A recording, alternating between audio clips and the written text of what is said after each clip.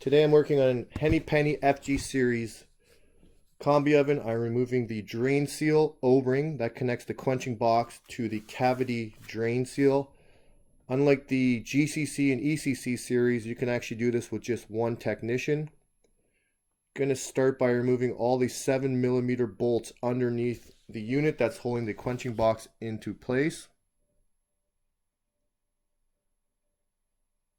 Next, we're going to remove the bottom cover for the drip tray tubing. We're going to remove the clamp for the drip tray tubing, and you're going to slide that off. You're also going to remove the main drain from the Fernco rubber boot coupling.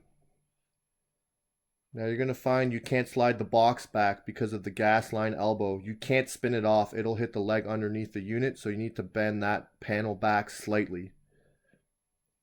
Now you're going to remove the siphon emptying pump.